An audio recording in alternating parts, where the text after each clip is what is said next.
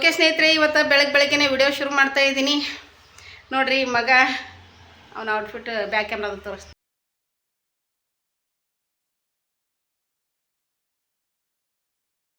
ನೋಡ್ರಿ. ದೇವ್ರಿಗೆ ಹೊಂಟ ನಮ್ಮ ಮನೆ ದೇವ್ರಿಗೆ ಇದೇ ಫಸ್ಟ್ ಟೈಮ್ ನೋಡ್ರಿ. ಅವನು ಒಬ್ಬನೇ ಹೊಂಟಿದ್ದಂದ್ರೆ ಖುಷಿ ಆಗತೈತಿ. ಹೋಗಿ ಬರ್ಪ, ಹುಷಾರಾಗಿ ಬಾ. ಇಲ್ಲಿ ಚಾಮನವ್ರಿಗೆ ಅವ್ರ ಪಪ್ಪ ಬಿಟ್ಟು ಬರ್ತಾರೆ. ಮನೆ ದೇವ್ರಿಗೆ ಹೊಂಟ ನೋಡ್ರಿ. ಆಯ್ತಾರ ಅಮಾಸೆ ಐತಿ. ಅವನಾಗಿ ಅಂದ ನಿನ್ನೆ, ಮಮ್ಮಿ ದೇವ್ರಿಗೆ ಹೋಗಿ ಬರಲ ಅಂದ. ಯಾಕೆಲ್ಲಕ್ಕ ಅವ್ನ ಬಾಯಾಗೆ ಬಂದೈತಿ ಹೋಗ್ತೀನಿ ಅಂತೇಳಿ, ಹೋಗಿ ಬರ್ತೀನಿ ಅಂತೇಳಿ, ಹೋಗಿ ಬರ್ಲಕ್ಕಂತೇಳಿ ಕಳಿಸ್ಕೊಡಕತ್ತೀವಿ ನೋಡ್ರಿ. ಬಸ್ ಐತಿ ಕಲ್ಕೆರಿಗೆ, ಚಾಮನಾಳ್ ಟು ಕಲ್ಕೆರಿ. ಹೋಗಿ ಬರ್ಪ.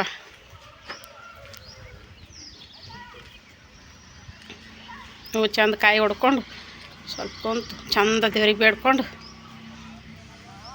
ನೀವು ಕೂಡ ಹರಸ್ರಿ ಸ್ನೇಹಿತರೆ. ಅವನಿಗೆ ಆಶೀರ್ವಾದಿಸ್ರಿ. ಭವಿಷ್ಯದಲ್ಲಿ ಅವನೊಂದು ಸ್ಥಾನ ಪಡಿಬೇಕು.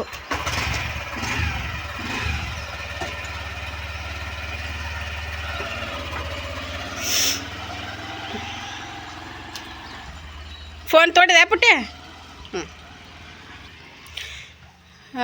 ಅವನ ಹೆಸರು ಆಕಾಶ. ನಾವು ಯಾವಾಗಲೂ ಪುಟ್ಟ ಅಂತಲೇ ಕರೆಯೋದು. ಯಾಕಂದ್ರೆ ನಮ್ಗೆ ಮೊದಲು ಅವನು ಫಸ್ಟ್ ಮಗ ಯಾವಾಗಲೂ ಮುದ್ದು ಜಾಸ್ತಿ ಇರ್ತಾ ಫಸ್ಟು, ಆಮೇಲೆ ಲಾಸ್ಟ್ ಮಕ್ಕಳಿಗೆ. ಹಾಗಾಗಿ ನೋಡ್ರಿ, ಇಷ್ಟು ಬಾಂಡೆ ಇಟ್ಟಿದ್ದೀನಿ. ಇವಿಷ್ಟೆಲ್ಲ ಬಾಂಡೆ ತೊಳಿಬೇಕು ಇವಾಗ. ಸಿಕ್ಕಾಪಟ್ಟೆ ಇಷ್ಟೆಲ್ಲ ಬಾಂಡೆ ಅದಾವೆ ನೋಡ್ರಿ. ಬಾಂಡೆ ತೊಳಿಬೇಕು. ಹಾಂ, ಯಾರ್ದು? ನಿಮ್ಮ ಪಪ್ಪನ ತೊಗೊಂಡಿಲ್ಲನು? ಎಲ್ಲದು? ಹಾಂ ಹಾಂ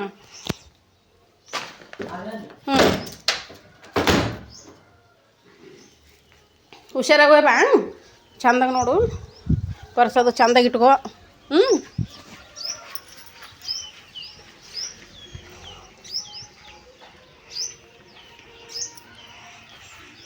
ಓಕೆ ಸ್ನೇಹಿತರೆ, ಮಾತು ಹೇಳೋಗಿಲ್ಲ. ಇವತ್ತು ಅಮಾವಾಸ್ಯೆ.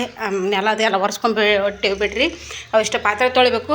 ಆಯ್ತಾರ ಅಮಾವಾಸ್ಯೆ ಬಂದೈತಲ್ರಿ. ಹೀಗಾಗಿ ದೇವರಿಗೆ ಹೋಗ್ತಿಂದ ಮಗ ಹೋಗಿ ಬರಪ್ಪ ಅಂತ ಕಳಿಸ್ಕೊಟ್ನಿ. ಇದೇ ಫಸ್ಟ್ ಟೈಮ್ ನೋಡ್ರಿ. ಪ್ರತಿ ಸಲ ನಮ್ಮ ಮನೆ ದೇವ್ರಿಗೆ ಹೋಗ್ಬೇಕಾದ್ರೆ ನಾವು ಕರ್ಕೊಂಡು ಹೋಗ್ತಿರ್ತೀವಿ ಯಾವಾಗಲೂ ಮಕ್ಕಳನ್ನ. ಈ ವರ್ಷ ಮೊನ್ನೆ ಜಾತ್ರೆ ಆಯ್ತು ರೀ, ಹೋದ ತಿಂಗಳು. ನಾವು ಜಾತ್ರೆಗೆ ಹೋಗೋದೂ ಆಗಲಿಲ್ಲ, ಆ ದೇವ್ರಿಗೆ ಹೋಗೋದಾಗಲಿಲ್ಲ. ಮಗ ಅಂದನಲ್ಲ, ಮಗನ ಬಾಯಾಗೆ ತಾನಾಗೆ ಬಂದೈತಲ್ಲ ಅಂತ ಹೇಳ್ಬಿಟ್ಟು, ಯಾಕೆಲ್ಲಕ್ಕಪ್ಪ ಹೋಗಿ ಬಾ ಅಂತ ಖುಷಿಲಿ ಕಳಿಸ್ಕೊಡಕತ್ತೀವಿ. ಅದೊಂಥರ ಖುಷಿ ಅನ್ಸಕತ್ತೈತಿ ನೋಡ್ರಿ ನನಗೆ. ಒಬ್ಬನೇ ಹೊಂಟನಲ್ಲ ಮಗ ಅಂತ ಹೇಳ್ಬಿಟ್ಟು. ಎಲ್ಲ ಕಡೆ ತಿರುಗಾಡ್ತಾರೆ ರೀ ಮಕ್ಕಳು. ಈ ಸದ್ದದ ಮಟ್ಟಿಗೆ ಎಲ್ಲ ಕಡೆ ಹೋಗಿ ಬರ್ತಾರೆ ರೀ ಈ ಸದ್ದು. ಯಾಕಂದ್ರೆ ದೊಡ್ಡವರಾಗ್ಯಾರ ರೀ ಮಕ್ಕಳು. ಓಕೆ ಸ್ನೇಹಿತರೆ, ಬಾಂಡೆ ತೊಳಿತೀನಿ ರೀ. ಅಷ್ಟು ಬಾಂಡೆ ಇಟ್ಟೀನಿ. ಅಷ್ಟು ಬಾಂಡೆ ತೊಳೆದು ಮುಂದೆ ಸಿಗ್ತೀನಿ. ಓಕೆ ಸ್ನೇಹಿತರೆ, ಇವಾಗ ನೋಡ್ರಿ ಮಗ ದೇವ್ರಿಗೆ ಹೋಗಿದ್ದಾನೆ ರೀ ಕಾಯಿ ಹೊಡ್ಕೊಂಬರಕ್ಕೆ. ಈಗ ನೋಡ್ರಿ ಅಮ್ಮ ಬಂದ ಹೊಲದಿಂದ. ಅಮ್ಮ ಬಂದಿದ್ಲಲ್ಲ, ಯಾವಾಗ ಕರಿಬೇವು ತೊಗೋತೀರಿ ತಂದಿನಿ ಅಂತ ಈಕೆ ಅಂದ್ಲು. ಕರಿಬೇವು ಮೊನ್ನೆ ಕೊಟ್ಟಿದ್ದಲ್ರಿ, ಐತಮ್ಮ ಸುಮ್ಮನೆ ಹೆಚ್ಚಿಗೆ ತೊಗೊಂಡು ಏನು ಮಾಡೋದು, ಹ್ಯಾಂಗೂ ಫ್ರಿಜ್ಜಿನಾಗ ಇಟ್ಟಿರ್ತೀನಿ. ಇನ್ನೂ ಫ್ರೆಶ್ಶಾಗಿ ಚಂದನ ಐತಿ. ಇವಾಗೇನು ಬೇಡ ಮನೆಗೆ ಒಯ್ಯ ಅಂತಂದೆ. ಹುಂಚಿಕಾಯಿ ತಂದೀನಿ ರೀ ತೋರಿ ಅಂತ ಈಕೆ ಅಂದ್ಲು. ಹೀಗಾಗಿ ಹುಂಚಿಕಾಯಿ ತಂದಿದ್ಲು ನೋಡ್ರಿ. ತೋರಿ ಸಾರಿಗೆ ಅದಕ್ಕೆ ಚಂದ ಆಗ್ತದ ತೊಗೋರಿ ಅಂತಂದ್ಲು. ಓಕೆ ಸ್ನೇಹಿತರೆ, ಸ್ವಲ್ಪ 1 ಕಿಲೋದಷ್ಟು ಹುಂಚಿಕಾಯಿ ತಂದು ಕೊಡೋದಕ್ಕೆ ಹೇಳೀನಿ ಅಮ್ಮಗೆ. ಯಾಕಂದ್ರೆ ನೀವು ಎಷ್ಟು ಜನನೂ ಹುಂಚಿ ಟೊಕ್ಕು ಮಾಡೋದನ್ನು ತೋರಿಸ್ರಿ, ನಿಮ್ಮ ಉತ್ತರ ಕರ್ನಾಟಕದ ಸ್ಪೆಷಲ್ ಅಲ್ರಿ ಅದು ಅಂತ ಹೇಳ್ತಿರ್ತಾರೆ. ಹಾಗಾಗಿ ಅಮ್ಮಗೆ ಹೇಳ್ತೀನಿ ರೀ, ಒಂದು ಸಾರಿ ತಂದು ಕೊಟ್ಲಂದ್ರೆ ನಮ್ಮ UK ಸ್ಪೆಷಲ್ ನೋಡ್ರಿ. ಉತ್ತರ ಕರ್ನಾಟಕದ ಸ್ಪೆಷಲ್ ಅಂದ್ರೆ ಹುಣಸೆ ಟೊಕ್ಕು ಹೆಂಗೆ ಮಾಡ್ತೀವಿ ಅಂಥೇಳಿ ಅದು ಒಂದು ಸಾರಿ ಸ್ಪೆಷಲ್ಲಾಗಿ ವಿಡಿಯೋ ಮಾಡ್ತೀನಿ ರೀ. ಅದನ್ನು ಮಾಡಿ ಹಾಕ್ತೀನಿ. ಇವಾಗ ಮಾತಾಡ್ತಾ ಕುಂತಿದ್ವಿ. ಯಾಕಪ್ಪ ಅಂದ್ರೆ ತಂಗಿ ಫೋನ್ ಮಾಡಿದ್ಲಲ್ಲ, ತಂಗಿ ಜೊತೆ ಮಾತಾಡ್ತಾ ಕುಂತಿದ್ದೆ ನಾನು. ಹೀಗಾಗಿ ಅದು ವಿಡಿಯೋ ಬರುತ್ತೆ ರೀ, ವಿಡಿಯೋ ಆನ್ ಆಗುತ್ತೆ, ಆದರೆ ವಾಯ್ಸ್ ಬರೋಲ್ಲ. ಅದರಲ್ಲಿ ಕಾಲಿಂಗ್ದಾಗ ಇರುತ್ತಲ್ಲ, ವಾಯ್ಸ್ ಬರೋಂಗಿಲ್ಲ. ಹೀಗಾಗಿ ವಿಡಿಯೋ ಅಷ್ಟೇ ಮಾಡ್ಕೊಂಡು ಇವಾಗ ವಾಯ್ಸ್ ಕೊಡ್ತಾಯಿದ್ದೀನಿ. ಒಂದು ಸ್ವಲ್ಪ ಹೊತ್ತು ಕುಂತುಳ್ರಿ. ಅಮ್ಮ ಬಂದಿದ್ಲು. 1-2 ಹುಂಚಿಕಾಯಿ ತಗೋ, ಯಾವ ಸಾರಿಗೆ ಅದಕ್ಕೆ ಚಂದ ಆಗ್ತದೆ ತಗೋ ಅಂತೇಕೆ ಹುಂಚಿ ಹಣ್ಣು ಕೊಟ್ಲು. ಕರಿಬೇವು ಇದ್ರೆ ಐತಮ್ಮ, ಕರಿಬೇವು ಬೇಡ ಅಂದೆ. ಒಂದು 8-10 ಬೋಟು ಹುಂಚಿ ಹಣ್ಣು ತೊಗೊಂಡಿನಿ ನೋಡಿರಿ. ಅಂದ್ರೆ ಇದು ಸಾರು ಚಂದ ಆಗ್ತದೆ, ಬೆಳೆ ಸಾರಿಗೆ ಹಾಕ್ಬೇಕು. ಕೆಲವ್ರಿಗೆ ಗೊತ್ತಿಲ್ಲ ಸ್ನೇಹಿತರೆ, ಇದು ಈ ಹಸಿ ಹುಂಚಿಕಾಯಿಂದ ಸಾಂಬಾರು ಮಾಡ್ತೀರಾ ಅಂತ ಕೇಳ್ತಾರೆ. ಇದನ್ನು ಒಂದು ಸರಿ ರೆಸಿಪಿ ಮಾಡಿ ಹಾಕ್ತೀನಿ ನಿಮ್ಗೆ. ಹೆಂಗೆ ಅನ್ನೋದು ಏನಿಲ್ಲ, ಕಾಮನಾಗಿ ನಾವು ಹುಂಚಿ ಹಣ್ಣು ಹೆಂಗೆ ನೆನಿಟ್ಟು ಹಾಕ್ತೀವಿ ಹಂಗನ ಇವು ಸ್ವಲ್ಪ ಕುದಿಸ್ಕೋಬೇಕ್ರಿ. ಅಂದ್ರೆ ನಾವು ಹುಂಚಿ ಹಣ್ಣು ಹಾಕೋದಕ್ಕೆ ಇದು ಹಸಿ ಕಾಯಿ ಇರ್ತೈತಲ್ಲ, ಇದ್ರದ್ದು ಒಂದು ಟೇಸ್ಟ್ ಮಜ್ವಾಗಿರುತ್ತೆ ರೀ. ಭಾರಿ ಅಂದ್ರೆ ಭಾರಿ ಮಸ್ತ್ ಇರುತ್ತೆ. ಕರಿಬೇವು ತೊಗೊಯವ್ವ ಅಂತಂದ್ಲು. ಬ್ಯಾಡಮ್ಮ ಐತಿ, ಹೆಚ್ಚಿನ ತೊಗೊಂಡು ಏನು ಮಾಡೋಣ, ಐತಿ ಹೆಂಗೋ 2 ದಿನ ಆಗಿತ್ತು ರೀ ಅಮ್ಮ ತಂದು ಕೊಟ್ಟು ಕರಿಬೇವು. ಇನ್ನೂ ಫ್ರೆಶ್ಶಾಗಿ ಹಾಗೆ ಐತಿ, ಒಯ್ ಮನೆಗೆ ನೀನು ಅಂತ ಹೇಗೆ ಅಂದೆ. ಇಷ್ಟು ನೋಡಿರಿ, ಕುಂತೆ ಒಂದು ಸ್ವಲ್ಪ ಹೊತ್ತು ಮಾತಾಡ್ಕೋ ಅಂತ.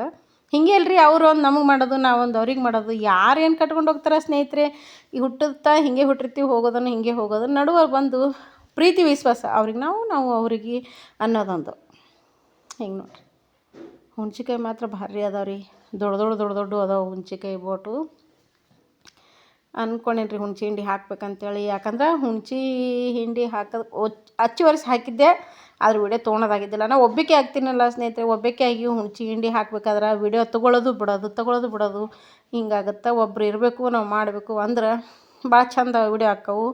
ನಾವು ಒಬ್ಬೊಬ್ಬರೇ ವಿಡಿಯೋನು ಮಾಡ್ಕೊಳಕ್ಕೆ ಅಷ್ಟು ಇದಾಗಂಗಿಲ್ಲ, ಸ್ವಲ್ಪ ತೊಂದರೆನೇ ಅಂತ ಹೇಳ್ತೀನಿ ನೋಡಿರಿ. ನೋಡೋಣ, ನನ್ನ ಮಗ ಆದಷ್ಟು ಇನ್ನೊಂದು 8 ದಿನ ಇರ್ತಾನೆ, ಆ ಕಡೆ ಹೋಗ್ತಾನೆ. ಅವನು ಎಕ್ಸಾಮ್ ಅದು ಹತ್ತಿರ ಬರ್ತಾವಲ್ಲ. ಹೋಗಿದ್ದ ಸ್ನೇಹಿತರೆ, ಒಂದು 8 ದಿನ ಕಾಲೇಜಿಗೆ ಹೋಗಿದ್ದ. ನಾನೇ ಕರೆಸ್ಕೊಂಡೆ ಅವನಿಗೆ. ಹಬ್ಬ ಒಂದು ಬಂತಲ್ಲ, ಸಂಕ್ರಾಂತಿ. ನೀ ಇಲ್ಲಾರ್ದೆ ನಾವು ಏನು ತಿನ್ನೋದು ಉಣ್ಣೋದಪ್ಪ, ತಮ್ಮನು ದೂರ ಅದ, ನೀನು ಅಲ್ಲೇ ಅಂದ್ರೆ ನಾನು ನಿಜವಾಗ್ಲೂ ಊಟ ಸೇರಲಿಲ್ಲ. ಮಗ ಹೋಗಿದ್ದ ಮೊನ್ನೆ, ಮತ್ತು ಬರ್ತಡೇ ಅದೆಲ್ಲ ಅಲ್ಲೇ ಮಾಡಿದ್ವಲ್ಲ, ಮತ್ತು ಅಲ್ಲೇ ಸಿಂದಗಿನೇ ಅವನಿಗೆ ಕಾಲೇಜ್ಗೆ ಹಾಕಿರೋದು. ಹೀಗಾಗಿ ಹೋಗಿದ್ದ. ನನಗೆ ಮನಸ್ಸು ಬರಲಿಲ್ಲ ಸ್ನೇಹಿತರೆ. ನನಗೆ ಒಂದು ರೊಟ್ಟಿ ಊಟ ಮಾಡ್ಬೇಕಾದ್ರೆ ಯಪ್ಪ ಅನ್ಸಕತ್ಬಿಡ್ತು. ಒಂಥರನೇ ಮನ್ಯಾಗ ಮಕ್ಕಳಿದ್ರೆ ಬೇರೆ ಅಲ್ರಿ. ಹೀಗಾಗಿ ನನಗೆ ಯಾಕೋ ಊಟನೇ ಸೇರಲಿಲ್ಲ. ಊರಿಂದ ಬಂದು ಒಳಗೆ ಹೋಗ್ಬೇಕೇ ಬಂದೆಲ್ಲ. ಅದಕ್ಕೆ ಹಬ್ಬ ಹೆಂಗೆ ಮಾಡಬೇಕು, ಮಗನೂ ಇಲ್ಲ ಏನಿಲ್ಲ, ನನಗಿದ್ರು ಊಟ ಹೋಗಲ್ದು, ಮನಸ್ಸು ಬರಲ್ದು. ಮನ್ಯಾಗ ಮಕ್ಳಿದ್ರೆ ಅಂದ್ರೆ ನೋಡಿರಿ, ಇದೇ ನಮ್ಮ ಆಕಾಶನೇ ಚಂತನ, ಮಮ್ಮಿ ಅದು ಹಾಂಗ್ರಿ, ಇದು ಹಿಂಗ್ರಿ ಅಂಥೇಳಿ ಮಾಡ್ಕೊತ ಇರ್ತಾನೆ, ಹೊತ್ತು ಹೋಗುತ್ತೆ. ಒಬ್ಬೇಕಿನೇ ಕುಂತು ಬಿಡಂಗೆ ಆಕತ್ರಿ. ಹೀಗಾಗಿ ವಾಪಸ್ ಕರೆಸ್ಕೊಂಡೆ. ಈಗ ಆಯ್ತು ರೀ, ಇನ್ನೊಂದು 8 ದಿನದಾಗ ಹೋಗ್ತಾನೆ ಅವನು ಇನ್ನು ಕಾಲೇಜ್ಗೆ. ಓಕೆ ಸ್ನೇಹಿತರೆ, ನೋಡಿರಿ, ಮಗ ಬಂದ, ದೇವಸ್ಥಾನಕ್ಕೆ ಹೋಗಿದ್ನಲ್ಲ, ಕಾಯಿ ಅದು ಒಡ್ಕೊಂಡು ಬರಬೇಕಾದ್ರೆ ಚಾಮನಾಳ ಮಾರ್ಕೆಟ್ ಅಲ್ರಿ, ಮಾರ್ಕೆಟ್ನಾಗೆಲ್ಲ ಅವ್ರ ಪಪ್ಪ ಸಂತೆ ಅದು ತೊಗೊಂಡಿಟ್ಟಿದ್ರು. ಅದು ಕಲಿತೆ ತೊಗೊಂಬಂದರು. ಫೋನ್ ಮಾಡಿದ್ದನ್ರಿ ನನಗೆ, ಅಲ್ಲೇ ದೇವ್ರಿಗೆ ಹೋದಲ್ಲಿ. ಅವನು ಹೋಗಿದ್ದು ಕಲಿಕೇರಿ ಮಡಿವಾಳೇಶ್ವರ ನಮ್ಮ ಮನೆ ದೇವರು.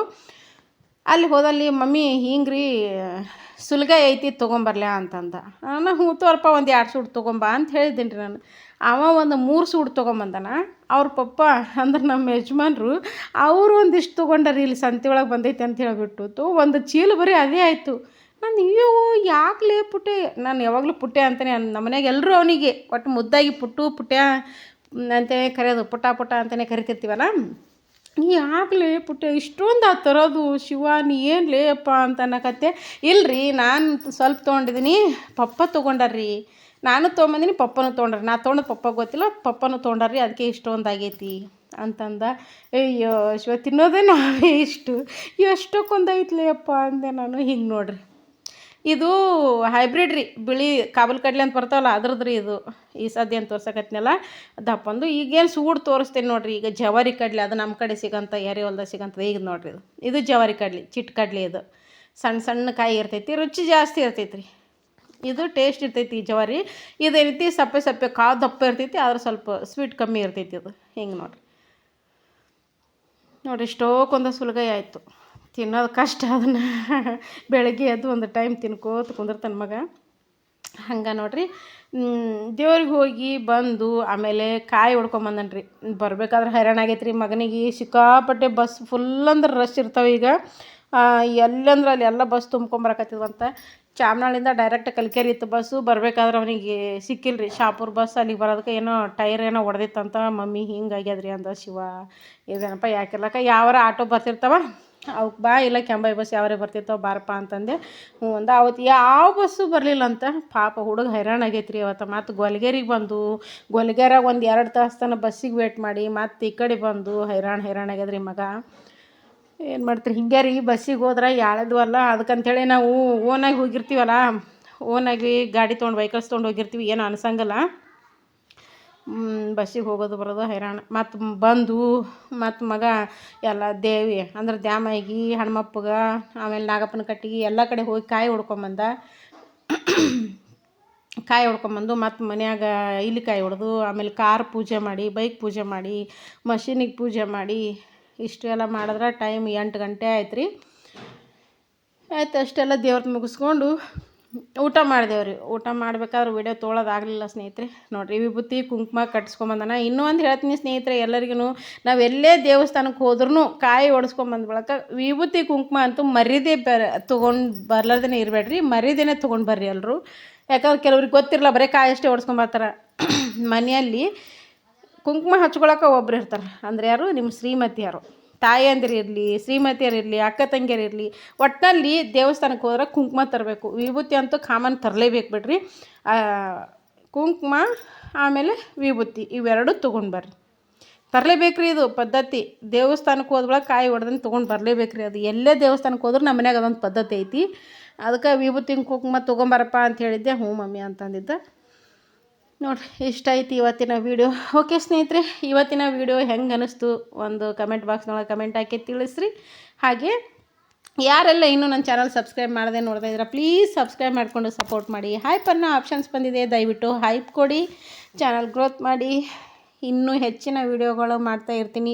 ಏನಿದ್ರು ನಮ್ಮ ಉತ್ತರ ಕರ್ನಾಟಕದ ಸ್ಪೆಷಲ್ಲು ಇದೇ ನೋಡಿರಿ. ನಮ್ಗೆ ಬರೋದಂದ್ರೆ ನಾವು ಮಾತಾಡೋದು ಹಿಂಗೆ, ನಾವು ವೀಡಿಯೋ ಮಾಡೋದು ಹಿಂಗೆ. ತುಂಬ ಜನ ಇಷ್ಟಪಡ್ತೀರ, ತುಂಬ ಜನ ಇಷ್ಟಪಡಕತ್ತೀರ.